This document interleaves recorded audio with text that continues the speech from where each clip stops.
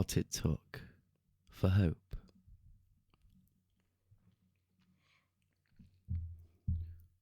This night was almost the last for her. A cocoon in the sheets as the hurricane ensued, tearing synapses into the vile symmetry of her reflection.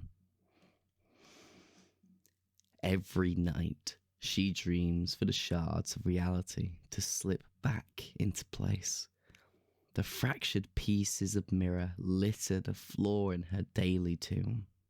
This mirror, this wretched spectre mocking her waking existence. Splinters of herself carpet the floor in their shining horror. She couldn't face the mirror anymore.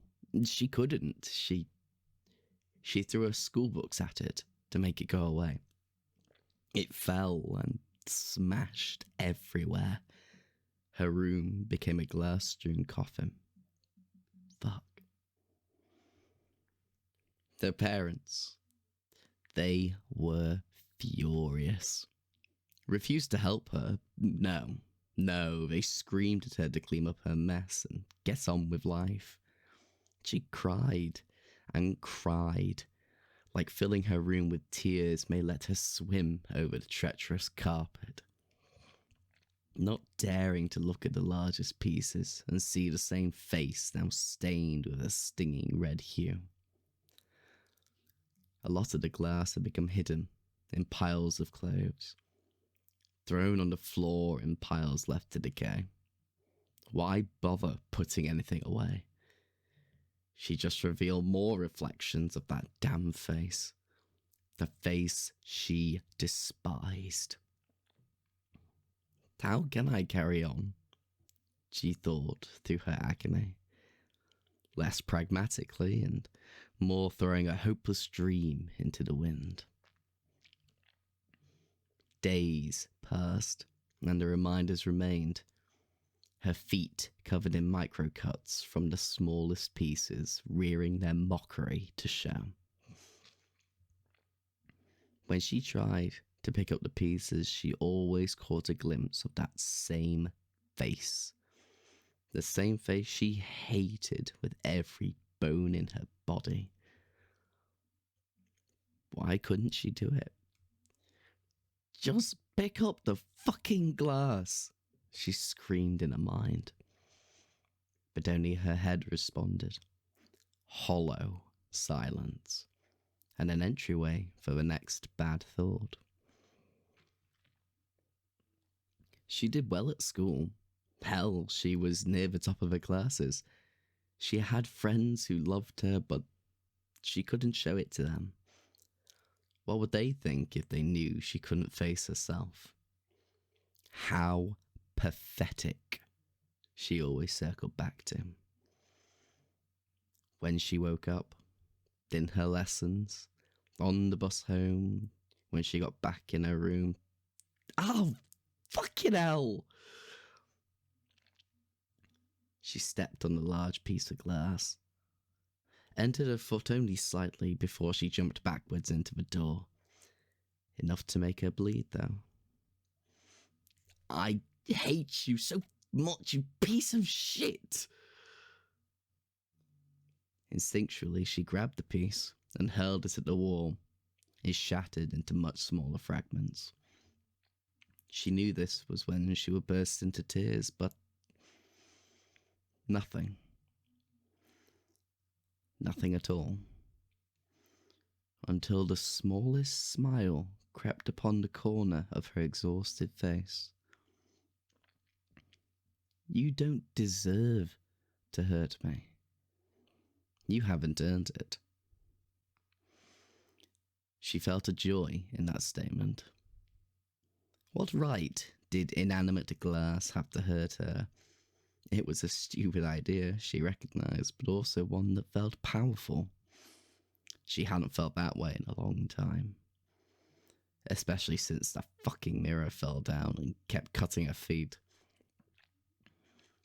She was going to do something about it. No inanimate bullshit was going to hurt her. It had earned zero right to do so, and as such could fuck right off if it thought it was going to be better than her. She grabbed the Hoover from downstairs and dragged it to her room. It was unwieldy and a general pain in the arse to get to go in the direction that she wanted it to. But she was done letting inanimate bullshit stop her. She plugged it in and then stood in the doorway, thinking about the best way to clean up the mess. The big pieces had to go first, of course. But how was she going to pick them up? They were sharp. Well, she could just use all the clothes, couldn't she? She'd have to tidy them all away anyway if she had any hope of clearing all the broken glass from the floor. She picked up her school shirts and used them to gather the glass. Her smile grew wider as more of the floor could be seen. Was this what it meant, to have a tidy room? It filled her with a joy and passion to keep it clean. So much more space to walk and think, though also more room to panic when she was on the brink. No, she couldn't think about that right now. She was getting rid of the bullshit. All of it had to go. Every last damn bit of it. Then all the large bits were gone. How amazing it felt. Now to take the Hoover and finish the job. Up came the glass and years of dust, so much it almost brought her to sob. How could she let this place become so awful? She thought she was at fault for that too, but she wasn't interested in that. Now was the time to clean it all away. Start over where a miserable girl had once sat. Wait, what was she thinking? She was feeling so happy she didn't know what to do about it. She conquered the glass that had tormented her. She did that. Her. What else could she do? She didn't know. Of course she didn't. But the act of conquering had provided a sliver of breathing optimism. A new dream. Hell, maybe even a new, slightly brighter reality. She didn't dare get a new mirror. No, she had a lot of personal work to do. But she wanted to someday now. That idea of seeing that same reflection was so exciting and yet terrifying. The face that conquered all of that bullshit in her room, but also let it happen in the first place. She was conflicted, but more than happy to be so. It was the happiest she had felt in years. It was her earned happiness. Hers alone to cherish in a much lighter silence. One she felt she could now sleep to in peace. An uncertain, but hopeful peace.